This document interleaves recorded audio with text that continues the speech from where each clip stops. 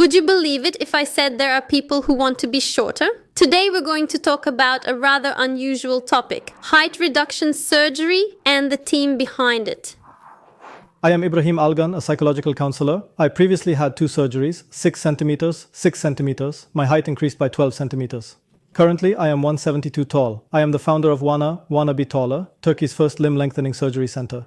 I am also the founder of Reduction, the world's first limb shortening center. We're really quite curious about this. Limb lengthening surgery is a very common operation. So how did the idea of limb shortening surgery come to your mind? How did you identify this particular need? Actually, this idea neither came from us nor did we conceive of it. We didn't have such a concept. Such a thing didn't even cross our minds. The thought that a person's height could be shortened never came to mind. It was a very unusual idea. Patients kept asking if we could shorten their height. At first we thought, is that even possible? So we always refused. Well, but later as the demands grew, we consulted our doctor. Our doctor then reviewed the scientific literature. He found that this procedure was actually feasible. There aren't many existing examples of this. For cases of single leg length discrepancy, they can shorten one leg to equalize both, thereby balancing them. So we said, why not 2 legs? We thought, why not? And with our doctor, we began our first surgery around December 2023, or rather November to December 2023, and we achieved a very good result. We saw that approximately 4 to 5 centimeters could be shortened. Currently, we can shorten up to a maximum of 6 centimeters. Well, I'd like to thank those initial patients who first requested this. At the very least, they enabled us to venture into this kind of work. So we're quite curious about this. Why do your patients generally wish to undergo height reduction surgery, and from which countries have they come to you for it? It's genuinely hard to grasp these kinds of psychologies, and I'm a psychological counselor myself. Why would someone, for instance, want to shorten their height? People can easily comprehend why someone would choose to lengthen their height, because being tall can be perceived as stateliness, charisma from the outside. But shortening one's height is a very marginal, a truly intriguing idea. Well, from what I understand about the patients who come to us, for instance, we had a patient who was 1.96 meters tall, hitting his head on something in public transport or when entering a home, or people constantly noticing him while walking in public, this kind of attention like, oh, how incredibly tall he is. People generally prefer to be within what are considered normal standards. They don't want to constantly appear strange or unconventional to others from the outside. They usually come to us with these kinds of requests. Or, for instance, we had a patient who was taller than her boyfriend. Because, as you know, girls are generally expected to be shorter and boys to be taller, being shorter than her boyfriend to make her boyfriend feel happier. And so to feel happier herself, for example, she also chose to shorten her height. It would be accurate to say that a significant portion of our patients are transgender individuals. Because you see, when they are men, they then become women. For example, a man who is, say, 180 centimeters tall might be perfectly normal within typical societal standards. But when they become a woman, that 180 height suddenly stands out as very unusual. So they want to shorten their legs to appear a bit more feminine, to achieve a more womanly look. A person can have a maximum of 2 surgeries on the lower and upper leg. After the first surgery, we recommend waiting at least 6 months. In fact, preferably waiting a full year would be healthier.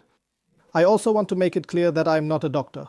I'm only sharing what I've gathered from doctors, from scientific resources I've been able to consult, and from the experiences of patients. Frankly, I don't want to speak like a doctor or make definitive statements here.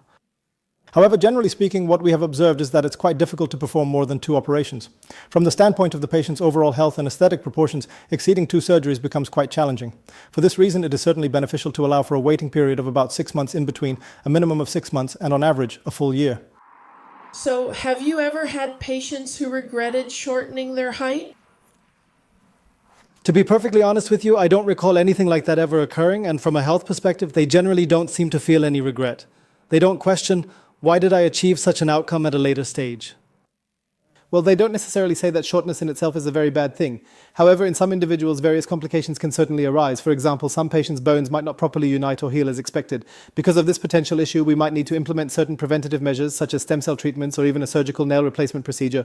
Or alternatively, there could be ongoing or persistent pain. Pain might persist for a while. The patient may complain about this.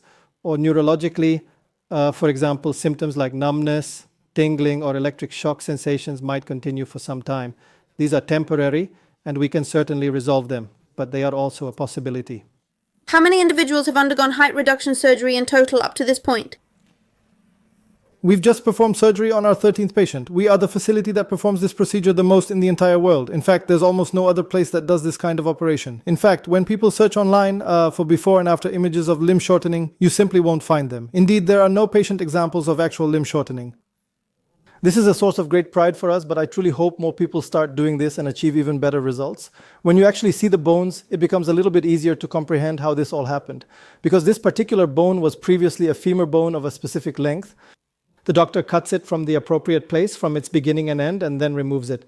In fact, it's the very first method that would even come to a child's mind. He cuts the bone, but then he inserts a pin or a nail in between the cut sections, because once the bone is cut, its natural connection is severed.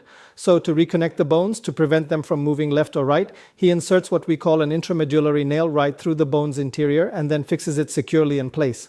After that, the patient awakens from the operation and then gradually begins the process of returning to their normal life. So when you initially launched this company, what kind of reactions did you encounter and what was the direction of the criticisms? Of course, people who don't understand, for instance, when we share something on social media, if you check the comments, they often get remarks like, is this just nonsense? Why are people doing this? Or they'll claim, this is a money trap, or this is simply something social media has brought about. Honestly, I find it quite normal for a regular person to say something like this. I'm not saying anything to them. However, people who feel short, or who feel tall, or who feel abnormal don't pay attention to these kinds of comments. Generally, they focus on what they themselves feel. That's why I don't really pay much attention to these reactions. Because what's important to us isn't the reactions of normal people, but rather the reactions of those who feel abnormal are more significant. Okay, I'd like to ask this. The patient contacted you, the person who wants to shorten their height. How exactly does that process work for them? What's the procedure for coming to Turkey and then staying here for the treatment? Yes, it's something many patients are curious about. When we make such a decision, how does the process proceed? Generally, patients find us through social media or our website because they search on Google or on Instagram or YouTube. They see people who've had height reduction. Eventually, if they trust us, they get information from our consultant. Then they buy their tickets. We meet them at the airport. Then we take them to our hospital, conduct their tests, and settle them into their hotel. From A to Z, everything a patient might possibly need. For example, I'm traveling to another country for treatment, but what will I do? When they ask such questions, we provide answers to all of them. We find nurses, we find physiotherapists, we arrange their accommodation, we even organize activities if they get bored, we monitor their medications, and we monitor their x-rays. We monitor this entire process, and patients undergoing limb lengthening surgery typically stay here for around 4 weeks. After that period, they then return to their home countries. Subsequently, we continue to follow their progress through dedicated WhatsApp groups. If they encounter any problems or have any concerns there, they can inform us directly through those groups. All right, I have one more question I'd really like to ask. There's currently a specific method for height reduction available. Do you think this will change in the future, or will it always progress in the exact same way, simply by breaking bones? It's very difficult to answer this question because predicting the future is honestly quite hard. But the easiest method that comes to mind right now is this. Cut the bone, remove the excess, then reattach it, and the person's height will shorten.